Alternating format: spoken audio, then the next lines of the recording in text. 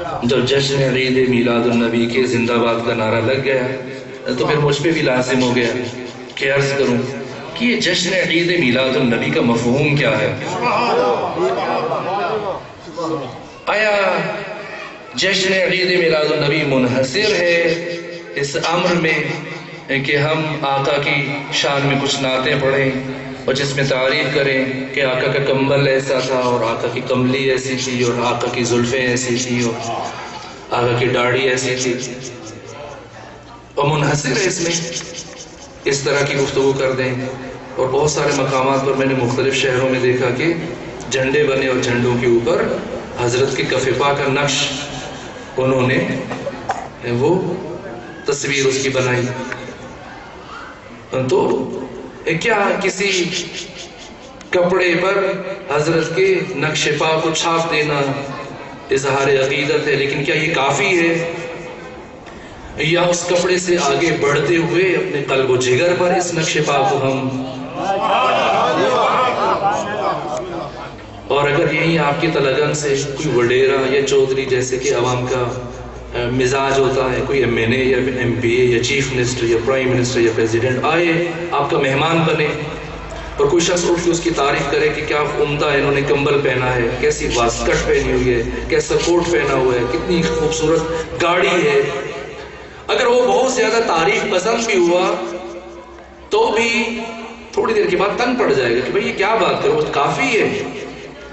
آئیے سوچیے کہ کیا آقا اس طرح کی تعریفوں سے راضی ہو جائیں گے اور امتی اپنا حق ادا کر دے گا، یا نہ اس بات سے حق ادا نہیں ہوتا؟ اور آقا ہمیں کہاں دیکھنا چاہتے ہیں، کہاں دیکھنا چاہتے ہیں اپنی امت کو؟ جیسے کہ سید بزرگوار فرما رہے تھے، ایک رسالہ نکلتا تھا نجف اشرف سے جس کے چیف ایڈیٹر تھے آیت اللہ ہبت الدین شہرستانی العلم کے نام سے. اس رسالے کی پشت پر پیغمبر گرامی اسلام کی 4 احادیث درج تھی اور 3 زبانوں میں ان احادیث کا ترجمہ تھا، فرانسیسی زبان میں، فارسی زبان میں اور انگریزی زبان میں. یہ 4 احادیث یہ تھی. پہلی حدیث کہ فریضۃ العلم، طلب العلم فریضۃ علی کل مسلم و مسلمہ، یہ پہلی حدیث. اور دوسری حدیث کی اطلب العلم ولو بالسین، اور تیسری حدیث کی اطلب العلم ولو کان من اہل النفاق، اور چوتھی حدیث کی اطلب العلم من المہد الی اللحد. یہ 4 احادیث، یہ مجلہ، یہ رسالہ پیرس میں پہنچا وہاں کی دانشگاہ اور یونیورسٹی کے ایک استاد کے پاس، پروفیسر کے پاس. جب انہوں نے اٹھا کر یہ پوسٹ کی، ان 4 احادیث کا مطالعہ کیا، اپنی تمام تر مصروفیات کو چھوڑا. 20 گفتار میں شہید مطہری نے اس واقعے کو بیان کیا، چھوڑا، وہیں سے چلے نجف اشرف پہنچے اور پوچھتے ہوئے آیت اللہ ہبت الدین شہرستانی کے پاس آئے. کہا کہ یہ آپ ہیں چیف ایڈیٹر اس رسالے کے؟ کہا میں ہوں. کہا یہ جو اس رسالے کی پوسٹ پر یہ 4 جملے ہیں یہ آپ کے نبی کے ہیں؟ کہا ہمارے نبی کے ہیں. کہا پھر میں بہت پریشان ہوں اور میری پریشانی دور کیجیے، اس لیے میں نے اتنا طویل سفر طے کیا. کیسے پریشانی کی کیا بات ہے؟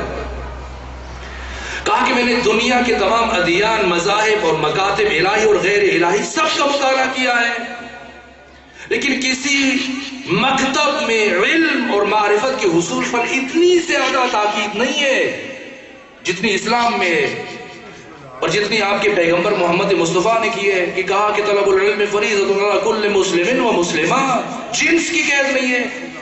بہت سارے واجبات مردوں کے ساتھ ہیں، خاص ہیں، بہت سارے عورتوں کے ساتھ خاص ہیں، لیکن معرفت کا حصول بلا استثناء مرد و زن سب پر واجب ہے. جینڈر کی قید نہیں ہے، جنس کی قید نہیں ہے، وقت کی قید نہیں ہے. من المہد الی اللحد، گود سے لے کر گور تک. استاد کی قید نہیں ہے، ولو کان من اہل النفاق، بے شک منافق اور مشرک کو اپنا استاد بنانا پڑے، بناؤ، علم حاصل کرو. جگہ کی قید نہیں، ولو بالسین. تو آپ مجھے بتائیے کہ ایسا مکتب کہ جس میں علم کے حصول پر اس قدر تاکید ہے کہ نہ جنس کی قید ہے، نہ وقت کی قید ہے، نہ زمان و مکان کی قید ہے، نہ جگہ کی قید ہے، نہ استاد کی قید ہے، نہ سن و سال کی، لیکن اس کے باوجود، اتنی تاکید کے باوجود عالمی سطح پر سب سے زیادہ جاہل یہی مسلمان ہیں. مجھے بتائیے آخرت کی کیا وجہ ہے؟ جب اتنی تاکید ہے اور یہ انہی کا کلام ہے تو مسلمان سب سے زیادہ جاہل کیوں ہے؟ ہبت الدین کہتے ہیں کہ میرا سر جھکتے جھکتے جھک گیا اور میرے پاس اس غیر مسلم کے اس سوال کا کوئی جواب نہیں تھا کہ میں کیا جواب دوں۔ آئیے سوچیں کہ امت کہاں کھڑی ہے؟ کیا رسول اپنی امت کو ایسا دیکھنا چاہتے ہیں؟ نہ، رسول اپنی امت کو باشعور دیکھنا چاہتے ہیں، بامعرفت دیکھنا چاہتے ہیں، بابصیرت دیکھنا چاہتے ہیں۔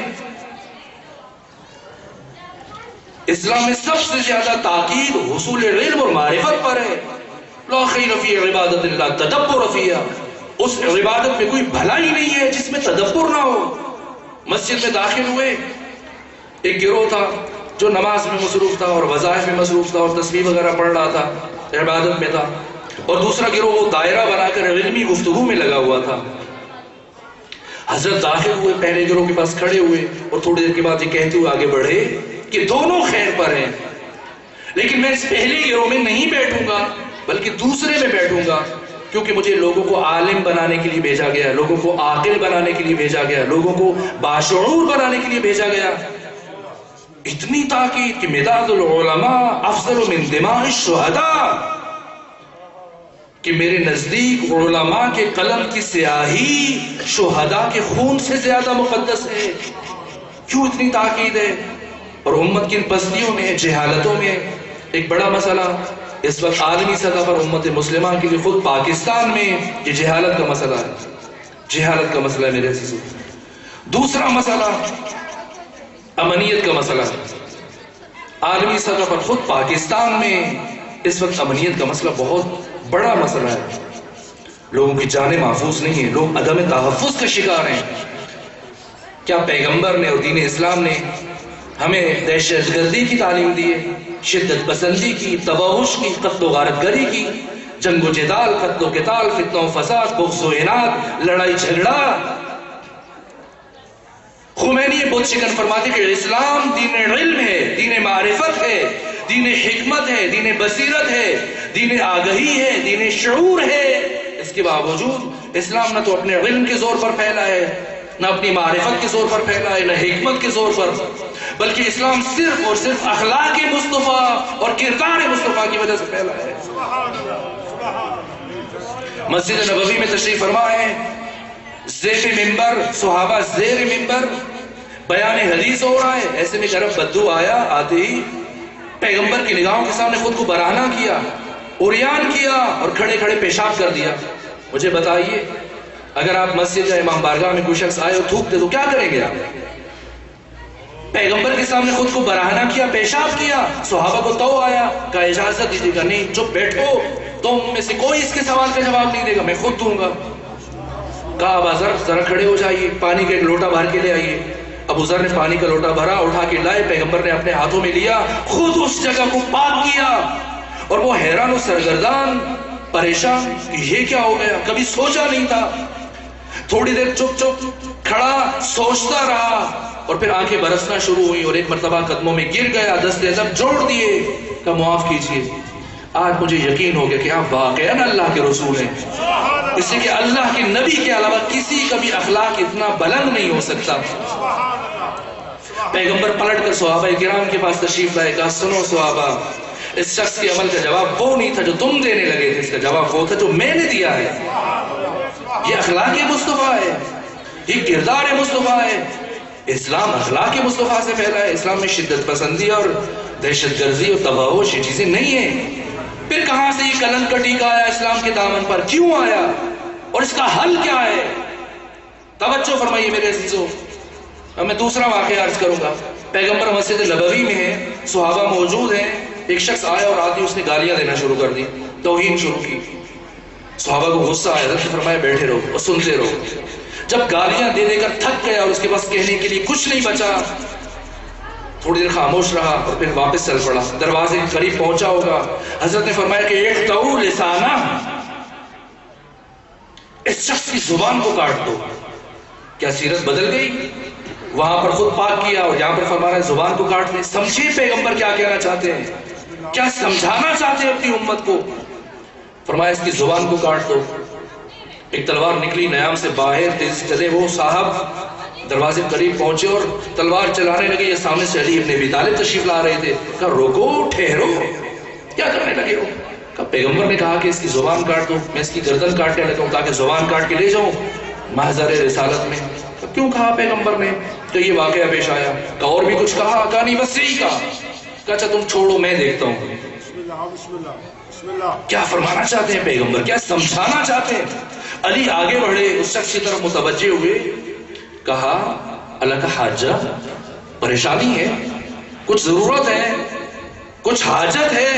ایسے تو غصہ آیا کہ میرے گھر میں فاقے ہیں, یہ شخص کہتا ہے کہ میں نبی ہوں اور اس نے حکومت بنا لی اور ہم مصیبت میں خود عیش کر رہا ہے. کہا کہ نہیں, ایسا نہیں ہے, ایسا ہرگز نہیں. ان کی زندگی تم سے زیادہ مشکلات کا شکار ہے, ان کی زندگی میں زیادہ محرومیتیں ہیں, لیکن تم پریشان نہ ہو. جیب میں ہاتھ ڈالا, درہم و دینار کی ایک تھیلی نکالی. کہا یہ لے لو, یہ تمہاری ضرورت سے بہت زیادہ ہے اور یہ میری طرف سے نہیں ہے, نبی کی طرف سے ہے. وہ شخص لے کے بڑھا اور پیغمبر کی شان میں توصیف کرتے ہوئے چلا گیا. اور وہ صاحب کے جو غصے میں تلوار لے کے آئے تھے, اب پلٹ کر پیغمبر کے پاس گئے. کہا یا رسول اللہ, یہ علی نے کیا کیا؟ کہا کیا کیا؟ کہا آپ نے جس شخص کی زبان کاٹنے کا حکم دیا تھا, علی نے اسے مالا مال کر دیا. ایک مرتبہ پیغمبر مسکرائے اور فرمایا میں بھی تو یہی چاہ رہا تھا, میں بھی تو یہی چاہ رہا تھا کہ اس کی زبان کاٹ تو کبھی میری توہین نہ کرے. اور علی نے اس کی زبان ایسے کاٹی کہ اب جب تک زندہ رہے گا کبھی میری شان میں گستاخی نہیں کرے گا. تو جو سمجھ میں آتا ہے, جو پیغمبر سمجھا رہے ہیں کہ اگر تم نے کلام خدا اور کلام رسول کو علی کی زبان سے اور علی کے دروازے سے لیا تو یہ دین تمہارے لیے رحمت بن جائے گا. اور اگر علی کے دروازے کو چھوڑ کر دین خدا کو اور کلام خدا اور کلام رسول کو کسی اور دروازے سمجھنے کی کوشش کی تو یہی دین تمہارے دہشت گردی بن جائے گا. ایک بڑا مسئلہ جہالت کا ہے, دوسرا بڑا مسئلہ دہشت گردی کا ہے, ایک بہت بڑا مسئلہ محرومیت کا ہے. پیغمبر اپنی امت کو باوقار لکھنا چاہتے ہیں. ایک تعارف دین کا جو ہمارے سماج کے اندر ہے, پیغمبر نے دین کا بھی تعارف پیش کیا, دیندار کا تعارف بھی پیش کیا, بے دین کا تعارف بھی پیش کیا. اگر میں آپ سے سوال کروں, جسارت کروں, گفتگو ختم کروں, آپ کو زیادہ زحمت نہیں دوں گا, میری رہنمائی فرمائیے. میں پوچھوں کہ بے دین کس سے کہتے ہیں آپ, تو کیا کہیں گے آپ؟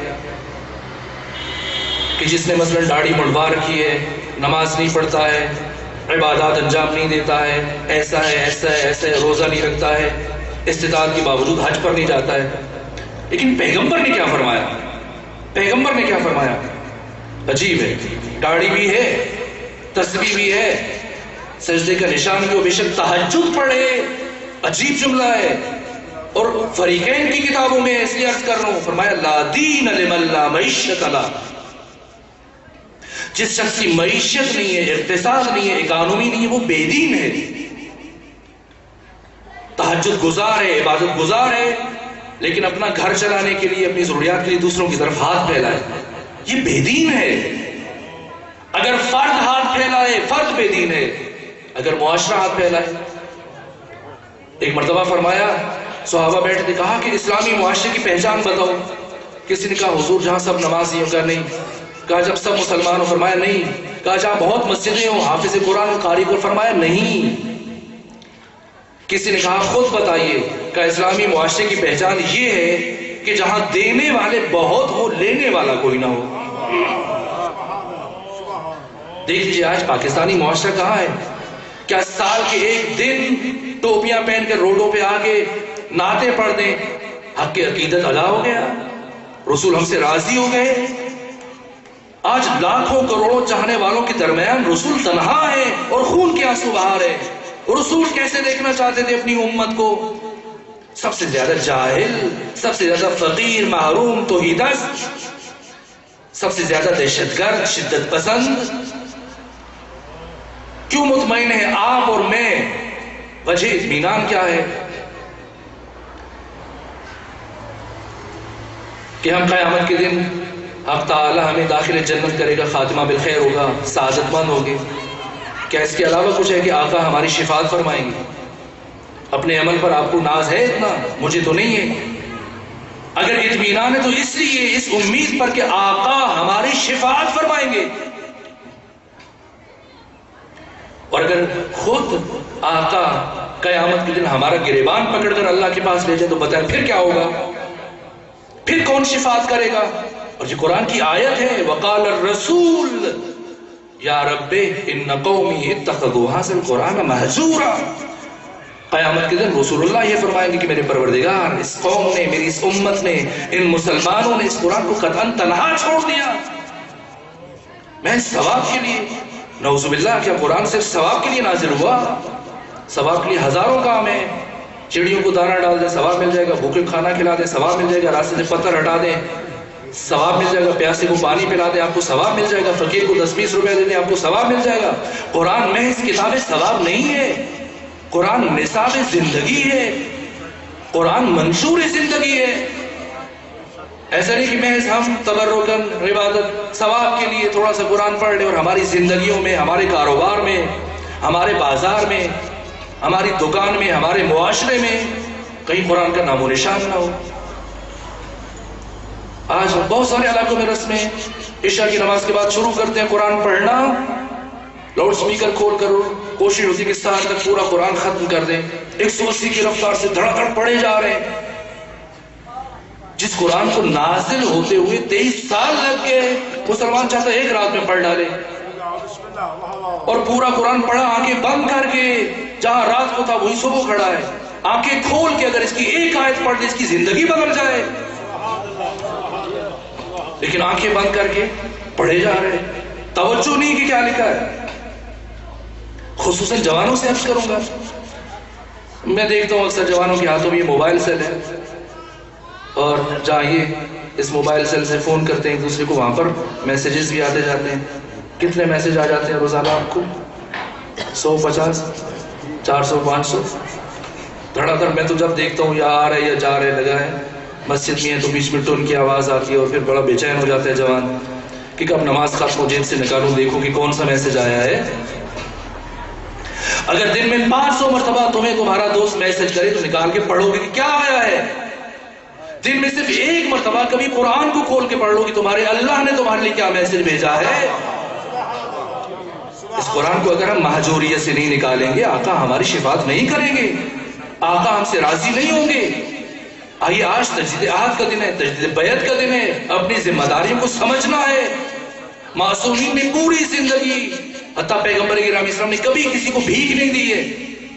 اگر امت بنانا چاہتے ہیں خود کو تو معاشی استقلال چاہیے، کبھی بھیک نہیں دی ہے. اگر کوئی آیا ایسا نہیں کہ اس کو خالی ہاتھ بھیج دیا، نہ خالی ہاتھ بھی نہیں بھیجا، بلکہ اتنا عطا کیا کہ خود اس نے اپنا کاروبار بنا لیا، خود بزنس بنا لیا. اگر تنہا ایک فرد قادر نہیں ہے، چند مومنین مل کر ایک جو نوجوان بے روزگار ہے اس کو روزگار مہیا کریں. اگر رسول کو راضی کرنا چاہتے ہیں تو معیشت میں مستقل ہو جائیں، قرآن کی مہجوریت ختم کریں. صبح اٹھیں، اس سے پہلے کہ آپ اپنے کاموں میں جائیں، دکان کھولیں، دفتر جائیں، بچے اسکول میں جائیں، کالج میں جائیں، یونیورسٹی میں جائیں، اپنے امور کی طرف جائیں. جیسی نماز پڑھیں، اس سے پہلے کہ خواتین گھر کی صفائی شروع کریں، کھانا بنانا، ناشتہ بنانا شروع کریں، سب جمع ہو جائیں. خاندان کا سرپرست، سربراہ اپنی بیوی کو، بچوں کو، بیٹیوں کو، بیٹوں کو، سب کو جمع کرے، بٹھا لیں صرف 5 منٹ کے لیے. ضروری نہیں کہ ایک پارہ پڑھیں، ضروری نہیں کہ لمبی